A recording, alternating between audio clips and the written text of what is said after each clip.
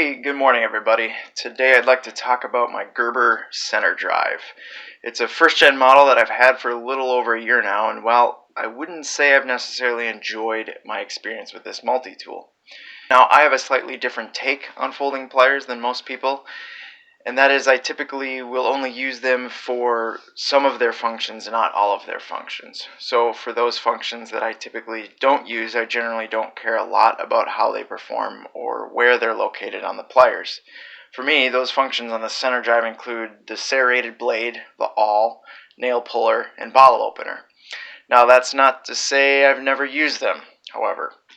The serrated blade is probably best used as a butter knife. The tip of the awl chipped off during its first use on leather, which is probably an over-hardening issue during heat treat. The nail puller, why is this even on here?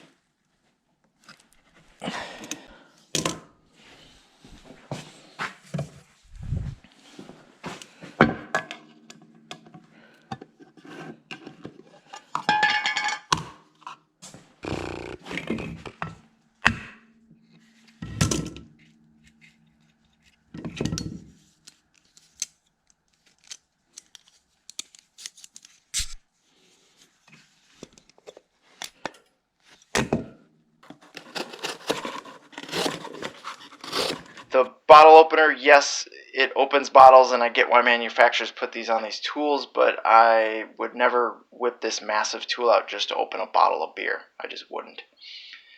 Now, I know what you're thinking, those features I just mentioned, isn't that like half of the tools on the center drive? Yep, don't care. I bought the center drive for very specific tools and features. The one-handed opening, the spring-loaded pliers, outboard knife, and of course the bit driver. This tool is easy to open, no question about it. Push it open, whip it open, it really doesn't matter. All that matters is it can be done with one hand. Why do I care about this? Well, whenever I need this tool, typically my other hand is holding something, so one-handed opening is a necessity for me.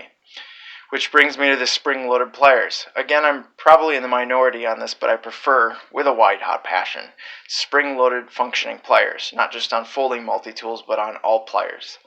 Now, fitting a spring into a multi-tool presents all sorts of design issues, and I certainly can see why it's less common.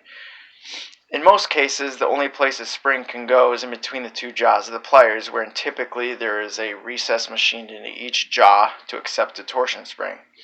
This, of course, makes the jaws larger and ultimately enlarges the entire tool. Onto the outboard knife. I know lots of other folding pliers have straight blades on the outside of the tool that are easy to access, but I like this one because of how easy it is to fold out. My entire thumb can grasp the knife even with a glove on and just rotate it right out. Closing the knife is just as easy since it's a frame lock style. All I need is my thumb to press the lock down and close the knife with my pointer finger. More importantly, this can all be done without adjusting my grip on the pliers. Yeah, it's a mediocre 420 HC blade, and the grind looks like a high school kid did it, but life goes on.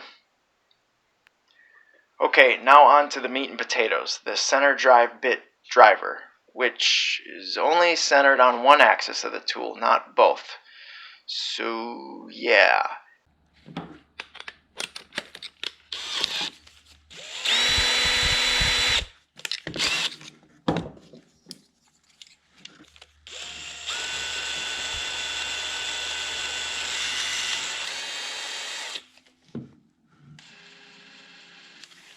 Anyways, it works really well. Why? Because it accepts standard quarter-inch bits. In today's day and age, I don't think we need to reinvent the bit. Let's just use the quarter-inch bit standard.